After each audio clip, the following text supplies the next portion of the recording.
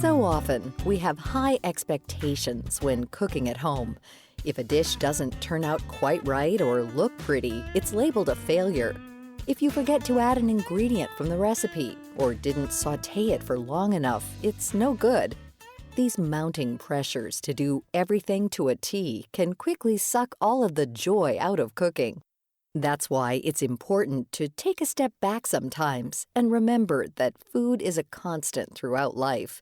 And some days, or even most days, it's okay if you leave perfection out of the mix. When we take away the worry, every time you go into the kitchen, you're worried like, if this doesn't turn out, it's going to be, I'm a failure.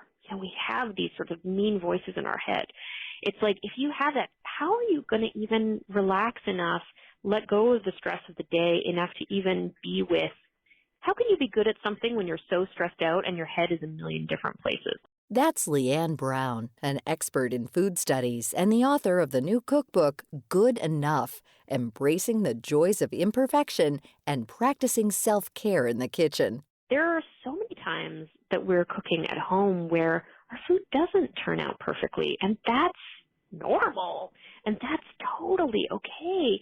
And it doesn't mean that it was a waste. I think there's this sort of common experience of, I tried to make a good meal and it turned out bad, and now it's all been a waste and I'm just sad. But what about all that time that we spend cooking? There's so much good to be had there. It's not just all about the meal. Brown argues that there's more to each meal than the dish itself. Sometimes it's a learning process, or some days it's simply some much-needed time to yourself in the midst of a jam-packed schedule.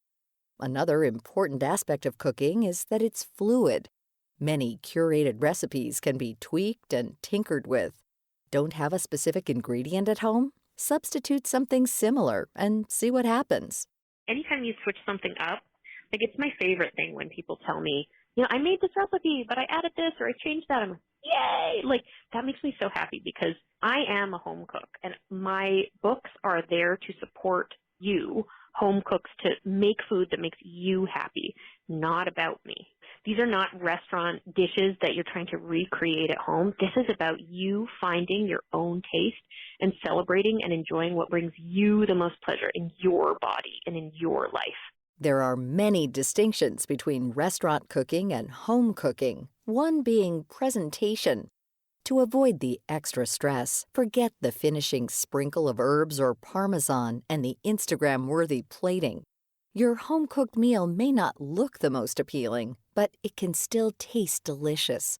One takeaway from restaurants that home chefs can put into practice is the importance of prepping before getting started. Tasks like sorting, washing, and dicing ingredients help make the actual cooking process go a whole lot smoother. And looking past food prep, there are so many more steps involved in planning a meal. From perusing recipes to grocery shopping, each phase is equally important. And in some seasons, it can be difficult to find certain items for recipes at the grocery store. But Brown says there are always other options. Especially at this time of year, when it comes to fruits and vegetables and produce, maybe really looking more in the frozen and the canned aisle, looking at the stuff that's in season, like citrus is a great investment at this time of year. It's going to be really good quality. It's going to be cheaper because there's so much more of it available. So thinking seasonally and not sort of having prejudices about thinking that it all has to be fresh. Canned and frozen are really great products and often, save us time and money and are really wonderfully convenient. And if you're on a budget, it doesn't have to mean eating bland food day after day. Stick to the items that are cheap and sprinkle in some moderate cost ingredients to amp up the flavor. Keep things fairly simple because when you don't use a lot of different ingredients, it's always going to make it a little cheaper. Try to stick to your list in general. Try to create some sort of budget that you're within and then hold to that. And then I think thinking of meat and dairy as more, rather than center of the plate, more as flavor, they can be very costly. And if we're using a small amount, they go really far. So sort of a little bit of bacon in your fried rice with an egg on top is a very inexpensive meal, and you've just used sort of a small amount of these more expensive items like the bacon. And then the other thing is to think about your leftovers as a really good thing, like making a large quantity of something like, say, a chili, and then freezing it or using it up later in the week, repurposing it, having it with some rice or having it in a burrito. You can also save yourself some time while cooking by relying on so-called food hacks.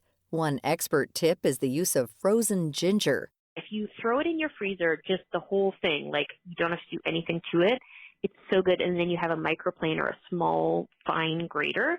It grates so much more easily when it's frozen than when it's just at room temperature. So it's actually like, not only does it last longer, but it actually makes it have more utility in your food when you're actually using it. So that one is great.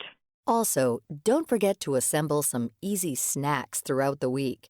It doesn't have to be full-on meal planning with an afternoon of cooking, but rather a few pre-packed Tupperware dishes for here and there. Cutting an orange in half and making it into a meal by adding crumbled feta and herbs on top, or drizzling honey and blorping a big piece of ricotta on top.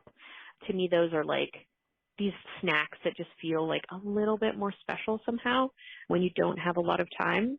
And, you know, making things like making a big batch of hard-boiled eggs. And then when you're hungry, you can grab one and you can just sprinkle some sriracha on it, or dip it in salad dressing, or just creating, I think, little habits that takes a little bit of work in right now, and then your future self like has a snack or something special. This efficient use of ingredients to create snacks and meals can take a bit of planning, but it's worth it in the long run. Another chore that Brown says is definitely worth your time if you plan to cook at home is upgrading your food storage and organization. I find it tedious to do all the preparation after I get home from the grocery store. I'm just like, shove it in the fridge and just don't think about it until I have to do something else again.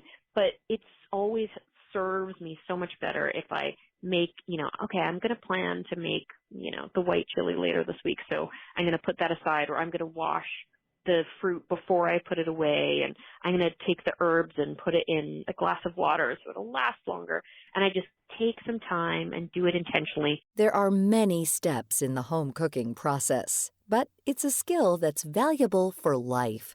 It's much more convenient to get takeout or go out to eat, but setting an intention to cook at home is something to be proud of. It doesn't have to be about reaching perfection, but simply creating a meal to sustain yourself.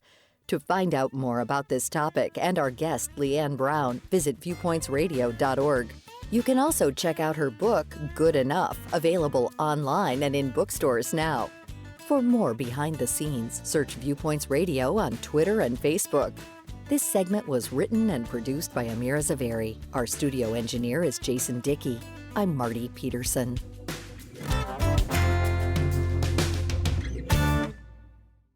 Coming up next week. When you are defined as your roles, what ends up happening is that we often lose ourselves. We lose our identity. For years, I wasn't called Eve anymore. I was just called Zach's mom. Understanding the many roles we play in life. Then, squeeze, I feel like a term I picked up when I started really getting into conventions, and squeeze is to be so excited about something that you can't contain it. Appreciating the geeky world of fandom. I'm Marty Peterson. And I'm Gary Price. These stories in depth on your public affairs magazine, Viewpoints.